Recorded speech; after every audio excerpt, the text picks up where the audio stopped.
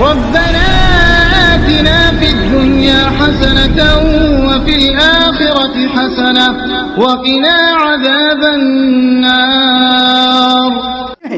اللہ کے رسول صلی اللہ علیہ وسلم نے فرمایا نہا رسول اللہ صلی اللہ علیہ وسلم ان یجسس القبر وان یقعد علیہ وان یبنى علیہ. اللہ کے رسول صلی اللہ علیہ وسلم نے قبروں کو چونا گچ کرنے سے منع فرمایا، قبروں پر بیٹھنے سے منع فرمایا، قبروں کے اوپر عمارتیں بنانے سے منع فرمایا. یہ کس لیے ہے؟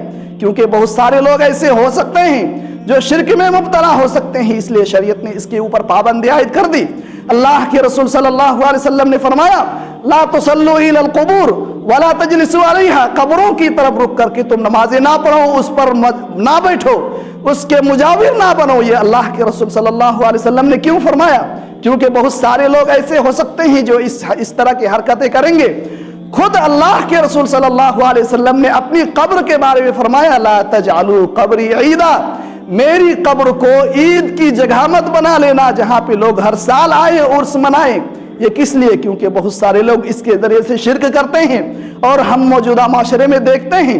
اسی طرح سے اللہ کے رسول صلی اللہ علیہ وسلم نے صرف امت کو ڈرایا ہی نہیں، منع ہی نہیں کیا، بلکہ اللہ سے التجا کی، اللہ تعالیٰ سے گزارش کیا کہ اللہ تعالیٰ تو میری قبر کو شرک کا ذریعہ مت بنا دینا. اللہ تعالیٰ سے دعا کی اللہم لا تجعل قبری وثنا یعبد. اللہ تعالیٰ تو میری قبر کو شرک کا ذریعہ مت بنا دینا، لوگ اس کو پوجنے کے لیے نہ آئیں. اللہ کے رسول صلی اللہ علیہ وسلم کے زمانے میں، صحابہ کرام کے زمانے میں لوگوں کو صحراؤں میں دفنایا جاتا تھا، لیکن اللہ کے رسول صلی اللہ علیہ وسلم کا جب انتقال ہوا تو آپ صلی اللہ علیہ وسلم کو حضرت عائشہ رضی اللہ تعالی عنہ کے گھر میں دفن کیا گیا. کیوں؟ حضرت عائشہ رضی اللہ تعالی عنہ خود بیان کرتی ہیں وَلَوْلَا ذَلِكَ لَأُبْرِزَ قَبْرُهُ غَيْرَ أَنَّهُ خُشِيَ أَن يُتَّخَذَ مَسْجِدًا. اللہ کے رسول صلی اللہ علیہ وسلم کی قبر کو کسی صحرا میں نہیں رکھا گیا، کسی دوسری جگہ پہ آپ صلی اللہ علیہ وسلم کو دفن اس وجہ سے نہیں کیا گیا کیونکہ ڈر ہے، صحابہ کرام کو ڈر ہے کہ اس امت کے اندر بہت سارے لوگ ایسے ہو سکتے ہیں جو آپ صلی اللہ علیہ وسلم کی قبر کی پوجا کریں گے، شرک میں مبتلا ہو جائیں گے. اس لیے حضرت عائشہ رضی اللہ تعالی عنہ کے ساتھ دوسرے صحابہ کرام نے بالاتفاق آپ صلی اللہ علیہ وسلم کی قبر کو حضرت عائشہ رضی اللہ تعالی عنہ کے گھر میں رکھا تاکہ لوگ شرک سے بچ سکیں. اگر اس طرح کے عقیدہ کو یہ رکھتا ہے کہ اس امت کے اندر شرک واقع نہیں ہو سکتا ہے تو وہ باطل عقیدہ ہے، یہ غلط رائے ہے.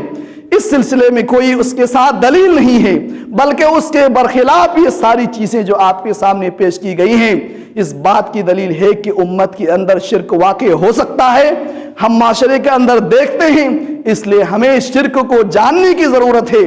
شرک کے جو ذرائع ہیں، جو وسائل ہیں جس کے ذریعے سے انسان شرک میں مبتلا ہوتا ہے، ان سے ہمیں بچنے کی ضرورت ہے.